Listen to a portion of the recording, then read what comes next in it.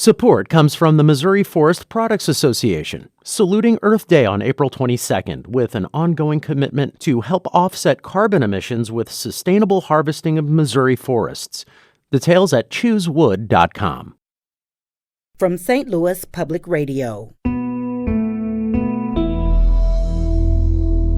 This is St. Louis on the Air.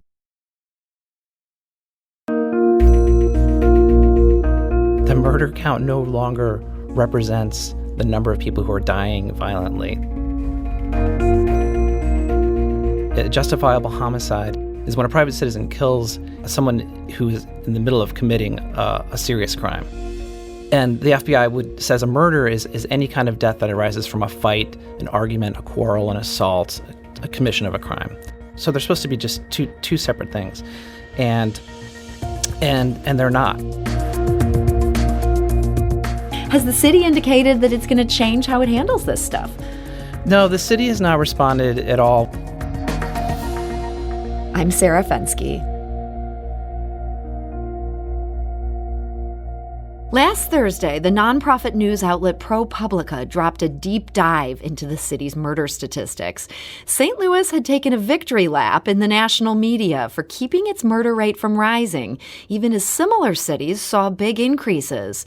But the story, co-authored by Jeremy Kohler and Tom Scheck, suggested St. Louis did that not by decreasing the number of people killed in the city, but by what's sometimes called juking the stats.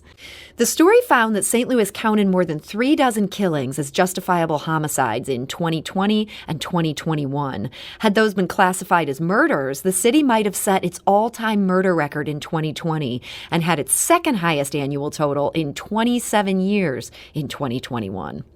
Victor St. John is an assistant professor of criminology and criminal justice at St. Louis University. He told the reporters he was alarmed by the dramatic increase in justifiable homicides. He says crime statistics need to be consistent over time so police can adjust to new trends. He worries police are no longer showing the full picture of violence in the city. If we tweak with those numbers too much, we won't be able to accurately look at trends over time within our jurisdiction. We won't be able to look at what's happening in St. Louis versus neighboring counties or similar counties across the United States. And that is criminologist Victor St. John. And joining me now to share more about this story is Jeremy Kohler. He is a St. Louis-based reporter for ProPublica. Jeremy, welcome. Thanks so much for having me. So, Jeremy, you started on this story just a few months ago. What first got you into this topic? Yeah, as I was telling you before, it's like, when your kid tells you right before the end of the semester that he's pulling a C+ in math, and then the report card comes in and it's a B-, and it's just, you ask him, how did you do it? And, the answer is, it turned in a few late homework assignments, Sometimes it's those little tweaks that reduce our anxiety about a major problem. And a major problem that we have in St. Louis is the number of murders that occur from year to year. And so, without that tweak in 2020, we would be saying that that St. Louis had the most murders we've ever had in 2020. And in 2021, the headline could have been, this is the second most murders we've had since 1994. But instead, the headlines are, St. Louis had a lot of murders in 2020, and St. Louis, returned to pre-pandemic levels in 2021. And it was really the Post-Dispatch. My former employer did a story in the first week of the year about the murder count, and that was really what the police department was saying. And that story was pretty positive. That story is saying, hey, we're able to get this murder count lower. But within the story, Police Chief John Hayden is quoted as saying, they've had this increase in this other type of killing. That they've classified as justifiable homicides, and actually we were able to go back and find from 2010 through 2019, it was rare. There was about 6 per year. Justifiable homicide. Justifiable homicide is when by a private citizen kills someone who is in the middle of committing a serious crime, and And the FBI says a murder is any kind of death that arises from a fight, an argument, a quarrel, an assault, a commission of a crime. And so we have this growth in this other types of killings, and it's sudden and it's large. And so I just said, I think I might ask a few questions about that. It's that great reporter's instinct, that So yeah, a big increase beginning in 2020 and then continuing into 2021, where all of a sudden we see much more. They'd had just a handful every year. All of a sudden we have a whole bunch that are falling under this criteria. And the Post-Dispatch, this was just kind of like tucked in, like, the murder rate's getting so much better. There's a few more justifiable homicides, but we're still doing great. Your story came to a different conclusion, basically, that this was a big problem. Our murder rate has not actually dropped if we're following the rules that the FBI has for how these things should be classified. The FBI says that they're supposed to count the homicide based on their investigation, not on what happens in court, not on what the medical examiner rules. It's what they and that's because it's supposed to be a standardized process across all 50 states. It's a voluntary program, but it's supposed to be a standardized process so that things are supposed to be counted the same no matter what the laws are. You have a stand your ground law, a concealed carry law. It's supposed to be counted the same way from state to state, and so you'll find there are cases that the prosecutors won't touch because they probably aren't going to win in Missouri. But if they meet the FBI definition of murder, then it's supposed to be counted as a murder. So they're supposed to be just two separate things, and they're not. So what we found at least 5 times, there were homicides where someone was killed, and the police department applied for murder charges against a suspect, and were declined. And then that case was ultimately classified as a justifiable homicide. Actually, in one of those cases, I should correct myself, there were murder charges that were ultimately filed against the shooter, and the case was still classified as justifiable homicide. Yeah, that seems like this is a big problem. This is not how the FBI wants things to be classified. Could the city get in any trouble for the way it appears to be manipulating these statistics? I don't think so. This is, like I said, this is a voluntary program, and it's really on the honest system. There are guidelines, but there's no. I've never heard of a department losing funding or becoming any kind under any kind of trouble because of it. So I don't think so at all. And yet there does seem to be some shading of the truth. I think for those of us who are city residents, we had the sense, okay, we're on the right track here. Our police department is finally starting to make inroads into this problem. Does this call that into question? Yeah, I think we raised kind of a larger question. The story is like, did these not count at all? And we tried to. We actually really focused on one case in kind of the lower third of the story, of a man who was killed after having stolen someone's car, and the owner of the car had found the car and then waited for him to come back, even though he could have driven the car home. And then a fight escalated from there, and the man was killed. And these are really troubling cases. I mean, these are and someone died. Right. Yeah. And so really the larger issue is that the murder count no longer represents the number of people who are dying violently. They're being counted in a different way. So Mayor Tashara Jones and Public Safety Director Dan Isom both earned favorable headlines when we thought the city wasn't seeing a murder spike in the way other municipalities were seeing murder spikes. There was national press coverage of this. It was positive. We were so happy to see that as city residents. Do you think this change in classification is being driven by politicians, people who want the city to look better than it is?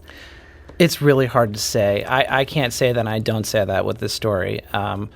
Throughout history, as the story talks about, there have been times when an idea was floated to combine the city stats with the county stats so that things didn't look so bad when you divided it out by 1.3 million people.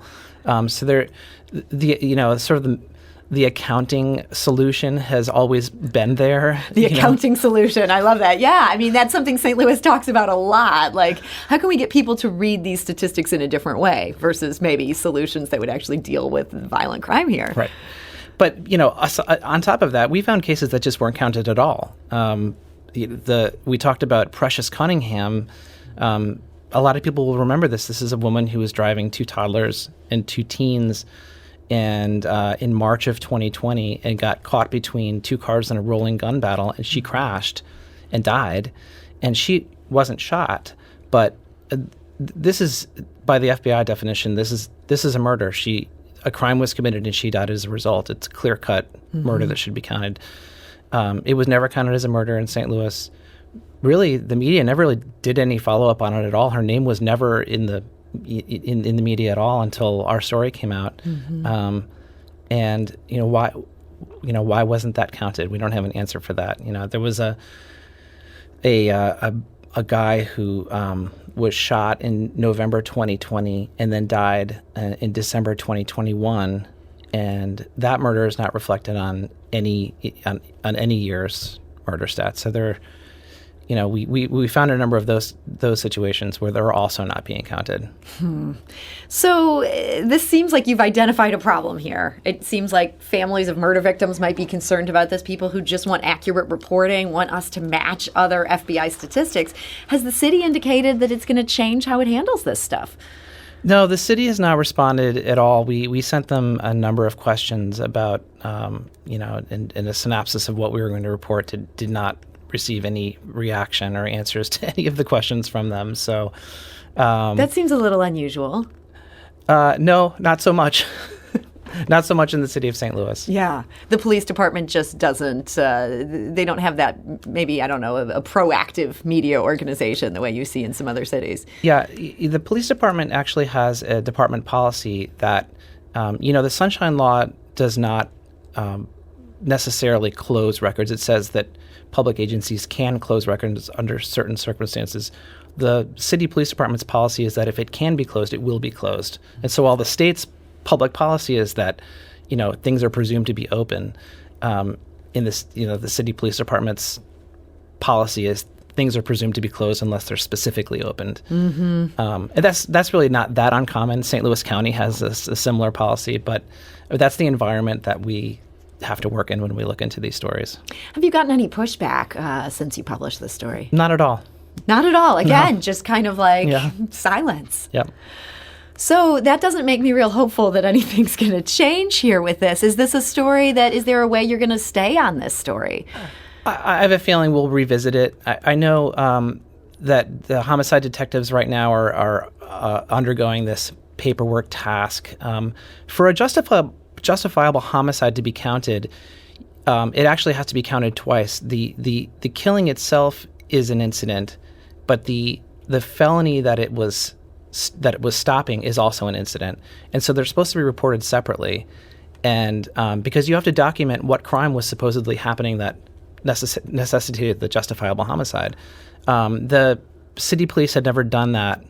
And so a lot of the underlying felonies had never been documented. So now the detectives are going back and kind of recapturing all that information for those reports from 2020 and 2021. And is that a result of your reporting, that they're having to go back and actually fill out this required form that they hadn't been doing? No, I think this was underway before we started reporting on it, but maybe around the same time. But this has more to do with the department's switch to the FBI's next generation reporting system, which is called NIBR's National Incident-Based Reporting System, which requires a lot more data than they used to have to provide under the old system of uniform crime reporting. Okay, so there's going to be a lot more data generated on this. Do you think that's something that you intend to follow up and be looking at how they're justifying these justifiable homicides? Yeah, absolutely. We will, and I hope that my colleagues in the local media will also start paying a lot more attention to individual murder cases, and not just after the first day, but what's happening since then. It is really darn near impossible to find out what's happening after the first day on a murder case in the city, and even to the extent you don't know if a case has been cleared or not. I'm glad you mentioned that. That is actually the subject of some litigation that St. Louis Public Radio is involved in, trying to get to the bottom of this. And I know that we've hit some roadblocks as well. It seems like it's just, people don't know how to get them to give up this information that should be public record. Right. My partner in reporting the story, Tom Scheck, with American Public Media, APM Reports, is a party in that litigation, and they've been trying to unlock that from the police department. And so I'm not a party in that suit, but it seems like that could be a step in the right direction if that lawsuit is successful. I believe so. So last question for you here today, Jeremy, and I really want to recommend that people read this story for themselves. You can find it at stlpr.org. We also have tweeted a link at STL on air, so you can read this story for yourselves. What do you want to leave people with today as they're sort of getting their head around how the city has been dealing with these statistics, what that means, and whether they should be concerned about it? Yeah, I would say that more information is always a good thing. The police department could put out a lot more context about what's happening with these cases. If they've classified a case as justifiable, they should. They sometimes do tell the media about it, but they often don't. And even a year later, there are members of victims' families who are waiting for information, and they don't know that the case has been basically classified as a justifiable homicide. So I think more like with many things with the city of St. Louis, state of Missouri, more sunshine is always a good thing. More information, more context about what this number means, I think would be really useful to the community. Well, Jeremy Kohler, thank you so much for joining us today. Thanks for having me. This is St. Louis on the Air on St. Louis Public Radio.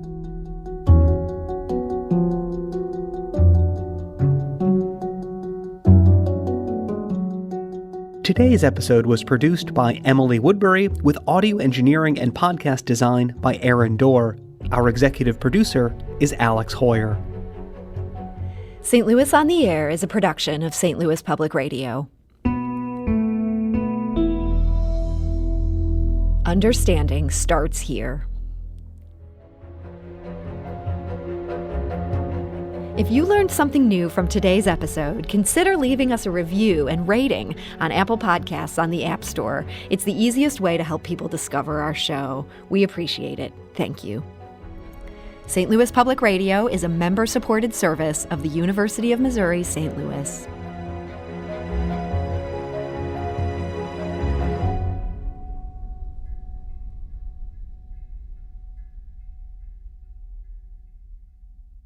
Support comes from the Missouri Forest Products Association, saluting Earth Day on April 22nd with an ongoing commitment to help offset carbon emissions with sustainable harvesting of Missouri forests.